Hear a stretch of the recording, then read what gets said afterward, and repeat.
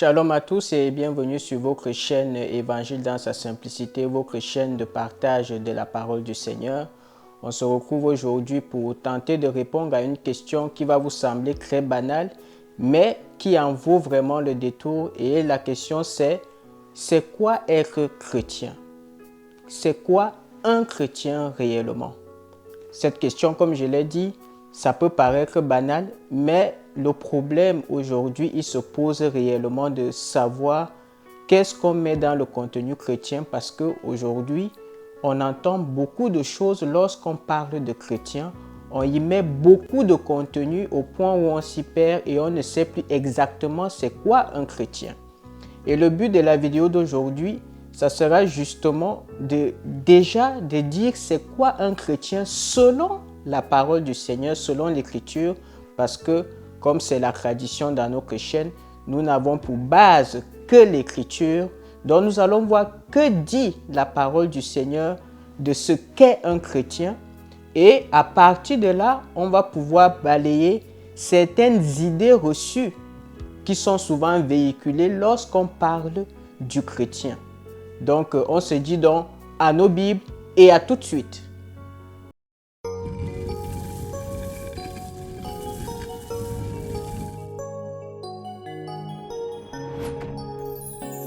Éternel, tu es bon. Oh oui, tu es si bon. Et nul n'est comparable à toi.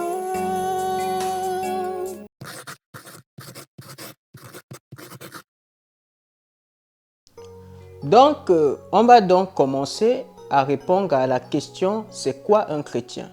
Et pour cela, je vais nous inviter à lire certains textes et on va essayer à travers ces textes-là de ressortir les différents points de ce qu'est un chrétien. Bien sûr, on ne sera pas exhaustif sur le sujet parce que le sujet il est extrêmement vaste et on n'a pas le temps de tout traiter en une seule vidéo. Donc, je vais prendre juste quelques points qui permettent de définir c'est quoi un chrétien selon ce que l'Écriture enseigne.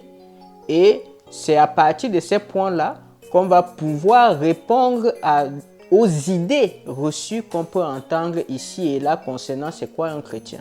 Donc, je nous invite premièrement à lire dans l'Écriture de Galates, le chapitre 3. On va lire dans Galates 3, du verset 26 au verset 27. Galates 3, 26 à 27, nous lisons. Car vous êtes tous fils de Dieu par la foi en Jésus-Christ. Vous tous qui avez été baptisés en Christ, vous avez revêtu Christ. Je reprends la lecture, Galates 3, 26 à 27. Car vous êtes tous fils de Dieu par la foi en Jésus-Christ, vous tous qui avez été baptisés en Christ, vous avez revêtu Christ. Donc dans ce passage qu'on vient d'abord de lire, on nous parle des fils de Dieu, enfants de Dieu, chrétiens, c'est la même chose, ce sont des synonymes. Donc on nous dit ici que nous sommes tous fils de Dieu, enfants de Dieu, par la foi en Christ et que ceux qui ont été baptisés en Christ ont revêtu Christ. Nous allons lire un autre passage dans le livre de Romains, Romains chapitre 13, Romains 13, du verset 13 au verset 14. Romains chapitre 13, du verset 13 au verset 14, nous lisons. Marchons honnêtement comme en plein jour, loin des excès et de l'ivrognerie, de la luxure et de l'impudicité, des querelles et des jalousies, mais revêtez-vous du Seigneur Jésus-Christ et n'ayez pas soin de la chair pour en satisfaire les convoitises. Un dernier passage que j'aimerais que nous lisions, c'est celui de Colossiens, Colossiens chapitre 3, du verset 9 au verset 10. Colossiens 3, du verset 9 au verset 10, nous lisons. Ne mentez pas les uns aux autres, vous étant dépouillés du vieil homme et de ses œuvres, et ayant revêtu l'homme nouveau qui se renouvelle dans la connaissance selon l'image de celui qui l'a créé. Donc, on vient de voir dans ces 3 passages, il y a une expression qui revient, c'est l'expression d'être revêtu. Dans les 2 premiers, on parle d'être revêtu de Christ et dans le dernier passage que nous venons de lire, on parle d'être revêtu de l'homme nouveau. L'homme nouveau dont il est question, c'est le Christ. Donc, le premier élément qui fait de nous un chrétien, c'est que nous avons été revêtus de Christ. Nous avons été revêtus de l'identité de Christ. C'est ça un chrétien. Un chrétien est celui qui a été revêtu de l'identité de Christ après avoir cru par la foi à l'évangile de la parole. C'est ça être un chrétien. C'est l'identité de Christ qui est mise en avant. Donc la première chose qui caractérise un chrétien, c'est d'abord l'identité de Christ. C'est une affaire d'abord d'identité. Un chrétien, ce n'est pas un slogan. Un chrétien, ce n'est pas une philosophie humaine. C'est d'abord une question d'identité. Et de quelle identité dont il est question? Il est question de l'identité de Christ. Donc un chrétien, c'est d'abord l'identité de Christ. C'est celui qui a été revêtu de l'identité de Christ. Le deuxième point qui va dans le même sens et qui permet de qualifier ce qu'est un chrétien, nous allons le lire dans le livre de Romains, Romains chapitre 8, le verset 9. Romains chapitre 8, le verset 9, nous lisons. Pour vous, vous ne vivez pas selon la chair, mais selon l'esprit, si du moins l'esprit de Dieu habite en vous. Si quelqu'un n'a pas l'esprit de Christ, il ne lui appartient pas. Amen. L'autre passage que j'aimerais que nous lisions pour permettre de ressortir ce deuxième point, c'est dans 1 Corinthiens le chapitre 6, du verset 19 au verset 20. 1 Corinthiens chapitre 6, du verset 19 au verset 20, nous lisons. Ne savez-vous pas que votre corps est le temple du Saint-Esprit qui est en vous, que vous avez reçu de Dieu et que vous ne vous appartenez point à vous-même, car vous avez été rachetés à un grand prix. Glorifiez donc Dieu dans votre corps et dans votre esprit qui appartiennent à Dieu. Amen. Donc, dans ces 2 passages, il y a également une expression qui ressort pour qualifier les chrétiens. C'est celui de l'Esprit de Dieu, l'Esprit de Christ qui habite en eux.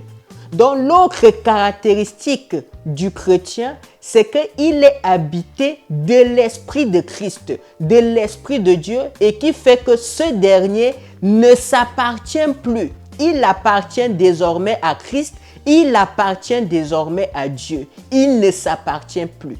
Donc, le chrétien, c'est également celui en qui Christ habite, celui qui est habité de l'Esprit de Christ. Comme nous l'avons lu tout à l'heure, celui qui n'a pas l'Esprit de Christ en lui, il ne lui appartient pas. Donc, on ne peut pas être chrétien si on n'est pas habité de l'Esprit de Christ. Signe que nous appartenons à Christ et que nous ne vivons plus désormais pour nous-mêmes, mais que nous vivons désormais pour Christ. Donc, vous voyez que ce deuxième point ne découle que du premier, parce que l'identité de Christ dont on est revêtu, comment cela se fait? C'est par le fait que Christ fait habiter en nous son esprit. C'est lui qui vient habiter en nous de manière à ce que on ne s'appartient plus, on appartient désormais à Christ. Voilà pourquoi quelque part l'apôtre Paul pouvait dire que si je vis, ce n'est plus moi qui vis, c'est l'Esprit de Christ qui vit en moi. C'est Christ qui vit en moi. C'est Christ désormais qui m'habite. C'est lui qui vit en moi. Ainsi, ça nous permet de tomber dans le 3e point qui caractérise un chrétien. Nous allons le lire. C'est dans Romains, le chapitre 8, le verset 14. Romains chapitre 8, le verset 14, nous lisons. Car tous ceux qui sont conduits par l'Esprit de Dieu sont fils de Dieu. Amen. Et j'aimerais également ajouter un autre texte à celui-là. C'est celui de Galates 5, le verset 25. Galates 5, le verset 25, nous lisons. Si nous vivons par l'Esprit, marchons aussi selon l'Esprit. Amen. Donc, on voit ici, dans ces deux textes, on parle de vivre selon l'esprit, de marcher selon l'esprit. Comme on l'a dit, ce dernier point, autant pour moi, ne découle que du deuxième point dont on a parlé tout à l'heure. C'est-à-dire que l'Esprit de Christ qui vient habiter en moi fait que désormais, je marche selon cet esprit, je vis selon cet esprit-là. Donc, le chrétien, c'est celui qui a revêtu l'identité de Christ, c'est-à-dire qui a reçu en lui l'Esprit de Christ qui habite en lui par la foi en Jésus-Christ, qui a été baptisé en Christ par le baptême du Saint-Esprit, qui a reçu cet esprit en lui et qui désormais marche selon cet esprit. Cet esprit qui est le gage du fait qu'il ne s'appartient plus, il marche désormais selon la volonté de Dieu. C'est ça un chrétien. Il a entendu l'évangile de Christ. Il a cru par la foi en cet évangile. Il a reçu le don de l'Esprit Saint, de l'Esprit de Christ qui habite en lui et qui va désormais le guider dans sa marche quotidienne. Parce que le but de l'Esprit, c'est de faire quoi? C'est de nous faire marcher dans la vérité et de produire en nous les fruits. Si nous allons, par exemple, dans le livre de Jean, Jean chapitre 15, dans Jean 15, le verset 5, nous lisons très rapidement. « Je suis le cep, vous êtes les sarments, celui qui demeure en moi et en qui je demeure porte beaucoup de fruits, car sans moi, vous ne pouvez rien faire. » Amen. Là, c'est Christ qui est en train de parler à ses disciples. Il dit qu'il est le cep et ses disciples sont les sarments. Et que le but, c'est que ces sarments-là portent beaucoup de fruits si eux, ils demeurent en Christ et si Christ demeure en eux. Donc, l'Esprit du Seigneur a pour but de venir nous faire porter les fruits de Christ. Parce que sans Christ, nous ne pouvons rien faire. Donc, l'Esprit de Christ dans le chrétien fait en sorte que le chrétien va porter les fruits que Christ produit. De la même façon qu'un arbre, c'est un arbre qui produit des fruits. De la même façon, Christ est cet arbre dans notre vie qui va produire des fruits. Et les fruits dont il est question, c'est quoi? Nous les voyons dans Galates chapitre 5. Dans Galates 5, le verset 22. Galates 5, 22, nous lisons. « Mais le fruit de l'esprit, c'est l'amour, la joie, la paix, la patience, la bonté, la bénignité, la fidélité, la douceur, la tempérance. » Amen. Donc là, on nous parle du fruit de l'esprit, ce que l'esprit de Christ qui est en nous vient produire. Ce sont ces fruits de l'esprit, la foi, l'amour, la tempérance, etc., etc. Donc, c'est cela un chrétien. C'est cela un chrétien. Un chrétien, pour résumer, c'est celui qui a entendu l'évangile de Christ, qui a cru par la foi, en qui l'Esprit de Christ habite, signe désormais qu'il appartient à Christ et qu'il ne s'appartient plus à lui-même. Et cet esprit qui va l'amener à marcher conformément à la volonté de Dieu, afin qu'il produise, cet esprit va produire dans la vie de cette personne les fruits de Christ, qui sont la paix, la joie, l'amour, etc. Ces fruits dont il est question dans Galates 5, 22. C'est cela un chrétien. Alors, c'est quoi le problème dans notre génération? C'est qu'aujourd'hui, il y a beaucoup d'idées reçues concernant c'est quoi un chrétien, comme nous l'avons dit en début de vidéo. Alors, premier point, c'est que, bien sûr, on ne sera pas exhaustif sur le sujet, mais je vais juste prendre un ou deux points pour illustrer le problème dans notre génération. C'est qu'aujourd'hui, beaucoup, quand tu leur demandes, quand ils se présentent en tant que chrétiens, c'est qu'ils vont te dire que je suis chrétien car je suis catholique. Je suis protestant, je suis témoin de Jéhovah, je suis évangélique, etc., etc. Donc, on assimile le fait d'être chrétien au fait d'appartenir à une organisation religieuse, à un mouvement religieux. Sauf que, comme on vient de le voir, cela n'a rien à voir avec les Écritures. À l'époque de Christ, il n'y avait pas de question de catholiques, de protestants, etc., de témoins de Jéhovah, de mormons et tout ça. Ça n'existait pas. Ça, ce sont nos créations à nous. Ce sont des créations humaines qui n'ont rien à voir avec le Seigneur. Le Seigneur n'a créé qu'un seul mouvement, c'est le mouvement de son Église. Il n'a parlé que de sa parole. Il n'a pas créé des mouvements. Il n'a pas créé plusieurs types de chrétiens. Non. Donc, appartenir à une organisation ne fait pas de vous un chrétien, selon l'Écriture. Ce n'est pas parce que je suis catholique que je suis chrétien. On peut bien appartenir à l'Église catholique sans être chrétien. Ce n'est pas ça qui fait de vous un chrétien. Vous avez plusieurs, même des plus grands criminels de l'histoire qui appartenaient à des organisations religieuses. Mais ils ne sont pas des chrétiens au sens de l'Évangile. Comme on l'a dit, c'est une identité. C'est l'identité de Christ. C'est être revêtu de l'identité de Christ, être habité par l'Esprit de Christ qui produit en nous la vie de Christ. Donc, ce n'est pas le fait d'appartenir à un groupe religieux qui fait de vous un chrétien. Non, non, non, pas du tout. En tout cas, selon l'Écriture, ce n'est pas vrai. Et cela me permet de faire une petite digression. Je me rappelle une fois, quelqu'un m'avait posé la question, qui avait fait une annonce, qui recherchait des frères et sœurs avec qui partager. Et je m'étais présenté et il m'a demandé ce que je suis. Je lui ai dit que je suis chrétien. Mais ce n'était pas suffisant pour cette personne. Il m'a dit, oui, tu es chrétien, mais tu es chrétien quoi? Est-ce que tu es catholique, tu es protestant, tu es évangélique? Non, je lui ai dit, non, mais je suis chrétien. Mais pour lui, non, il fallait forcément que je sois dans une case. Donc, vous voyez que la définition que cette personne a de chrétien, ça correspond à une case. Il faut que tu appartiennes à un mouvement pour que tu sois reconnu comme chrétien. Or, ce n'est pas la vérité. C'est l'identité de Christ, c'est l'Esprit de Christ qui fait qu'on est chrétien ou pas. Et donc nous avons cette dérive où des gens pensent qu'ils sont chrétiens parce qu'ils appartiennent autant pour moi à des organisations. Un corollaire, un pendant de cette tendance aussi, c'est de dire que je suis chrétien parce que je vais à la messe chaque dimanche ou parce que j'assiste aux réunions de mon église chaque dimanche. Ça également c'est faux parce que vous pouvez assister dans toutes les réunions de votre église, mais ne pas être chrétien. Ne pas être chrétien. Christ, beaucoup de personnes le suivaient sans pour autant adhérer à son message, sans pour autant chercher à être habité de ce message pour que cela transforme véritablement leur vie. Ça, c'est totalement faux.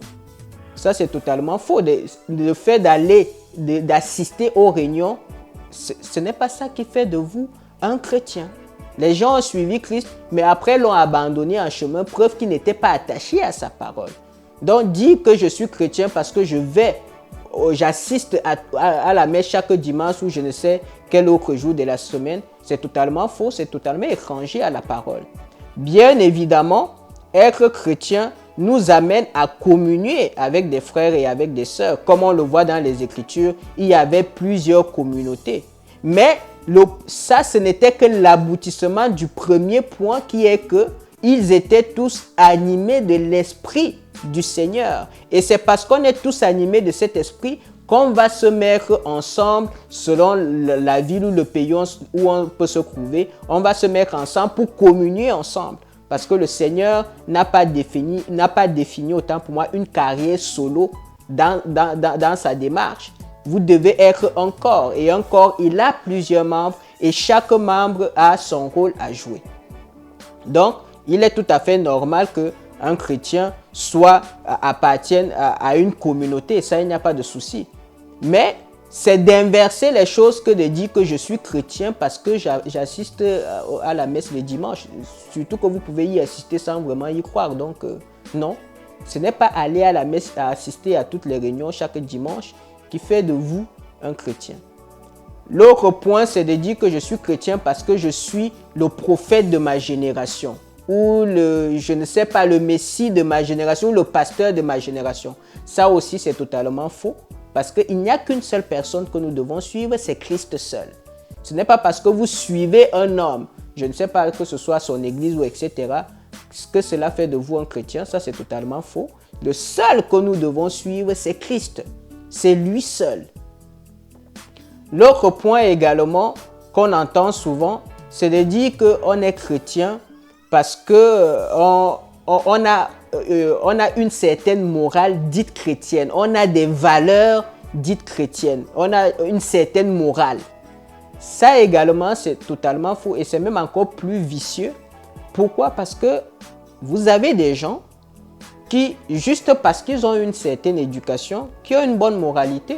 Vous avez des personnes qui, parce qu'ils ont été bien éduqués par leurs parents, ils ont des valeurs qu'on pourrait qualifier de chrétiennes, mais cela malheureusement ne fait pas d'eux des chrétiens.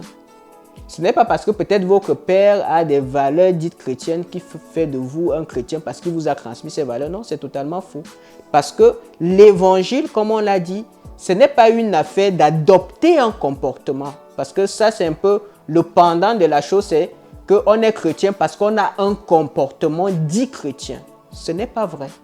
Vous pouvez avoir une certaine morale, mais avoir cette morale, avoir certaines valeurs dites chrétiennes, un comportement dit chrétien, ce n'est pas ça qui fait de vous un chrétien. Pas du tout. Et ce qui est bien, c'est que dans les Écritures, on a l'exemple parfait de quelqu'un qui avait une posture en termes de moralité qui était clean, irréprochable, mais qui n'avait rien à voir avec le Seigneur. Et cette personne, c'est qui? Cette personne, c'est l'apôtre Paul.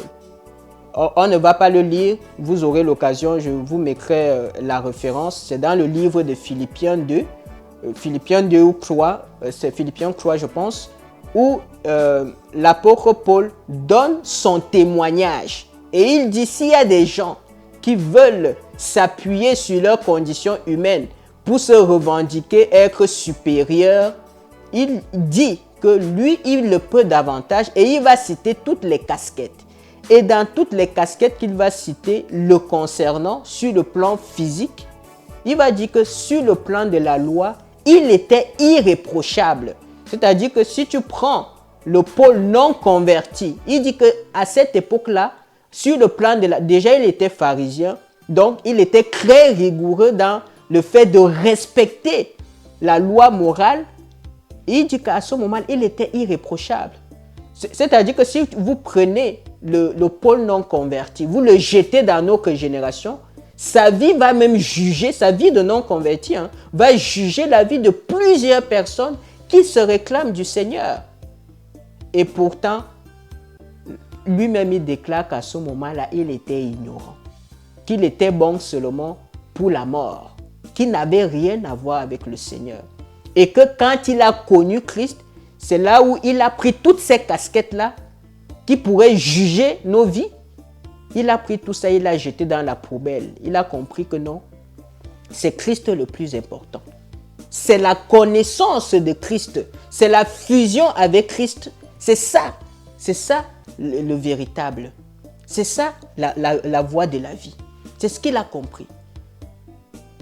Et pourquoi ce point-là, il est très vicieux de croire que parce qu'on a un comportement dit chrétien, c'est ça qui fait de nous des chrétiens, c'est que vous allez remarquer que ces personnes-là, généralement, ont l'habitude de juger les autres sur la base de leur performance humaine. Parce que, bon, vu qu'ils ont basé le fait qu'ils sont chrétiens parce qu'ils ne vont pas en boîte, ils ne fument pas, ils ne font pas ci, ils ne font pas ça, du coup, ils sont très enclins à juger les autres, à condamner surtout les autres. Vous allez voir qu'ils sont toujours dans cette manière violente de condamner les autres. Et ça les place dans une position d'orgueil, où en réalité, ils se glorifient eux-mêmes. Ce n'est pas Christ qui est glorifié, mais ils se glorifient du fait qu'ils ont une vie morale saine, entre guillemets, sainte, entre guillemets. Donc vous allez voir qu'ils ont toujours ce comportement-là de se baser sur leur propre performance pour dire qu'ils sont meilleurs, surtout pour se comparer aux autres. Preuve d'ailleurs qu'ils ne sont pas chrétiens. Preuve qu'ils ne le sont pas. Alors que celui en qui Christ vit n'est pas dans ces choses-là. Il n'est pas dans la comparaison avec les autres. Bien sûr, on est tous d'accord et comme on l'a vu tout à l'heure, quand Christ habite en nous, il va produire les fruits de l'esprit. Donc il est impossible de dire qu'on est en Christ et notre vie ne change jamais. Ça, ce n'est pas possible. Ça veut dire que Christ devient impuissant. Non. Quand Christ vient habiter en nous, son esprit habite en nous, il vient produire en nous la vie de Christ. C'est-à-dire, si hier, j'avais tel comportement, demain, au fur et à mesure que le temps passe, autant pour moi, je vais ressembler à Christ. Parce que comme Christ lui-même, il pouvait le dire, le disciple n'est pas plus grand que son maître, mais tout disciple accompli sera comme son maître. Celui qui dit être en Christ doit aussi vivre comme il a vécu. Donc il est normal que celui en qui Christ vit, sa vie change. Si votre vie, vous avez toujours une vie qui est totalement opposée au Seigneur, tout en réclamant que vous êtes du Seigneur, ce n'est pas la vérité, c'est que vous êtes en train de vous tromper vous-même. Christ ne peut pas habiter en vous et votre vie reste pareille, ce n'est pas possible. Mais il est important de dire ça et de mettre en parallèle ceux qui ont fait de leur performance humaine la preuve qu'ils sont du Seigneur. Non. Vous avez vu quand on a commencé, le vrai problème c'est quoi? C'est que les gens mettent surtout en avant leur comportement. Pourquoi? Parce que en réalité, ils ne savent pas que dans le cheminement du chrétien, la première chose, c'est l'esprit qui produit les fruits. Ce n'est pas l'inverse. Et donc, comme on a souvent mis la pression à certains, ils se retrouvent en train de vouloir singer le comportement chrétien pour dire qu'ils sont chrétiens. Pourtant, le comportement du Seigneur, le Seigneur ne se glorifie que dans ce que lui-même il fait. Et donc, vous avez plein de personnes qui ont un comportement dit chrétien, mais qui en réalité ne sont que le produit de la chair. Parce qu'ils ont été trompés par la chair et ils sont convaincus qu'ils sont chrétiens et ils sont convaincus par là qu'ils sont supérieurs aux autres parce qu'ils font ceci, parce qu'ils font X, parce qu'ils font Y. Et donc, c'est pour cela que je dis que ce point-là, il est plus vicieux. Il est plus vicieux que l'autre. Maintenant, l'autre point également, et qu'on entend souvent, c'est de dire que je suis chrétien parce qu'on parle en langue. Vous avez souvent entendu ça, qu'un chrétien, c'est celui qui parle en langue. Mais comme on l'a vu tout à l'heure, l'Écriture ne soutient pas une telle thèse. Surtout que le don de parler en langue, comme l'Écriture en parle, comme l'Écriture le dit, c'est un don. Ça veut dire que quelqu'un peut l'avoir comme il peut ne pas l'avoir. Tous, d'ailleurs, l'apôtre Paul a posé cette question dans le livre de Corinthiens, est-ce que tous parlent en langue? Non. De la même façon que, par exemple, être pasteur, être enseignant, ce n'est pas... tout le monde ne peut pas l'être. C'est un don de l'esprit. À chacun, l'esprit lui donne un don bien précis. Par contre, tous ceux qui sont de Christ partagent la même chose, partagent le même message et partagent la même identité.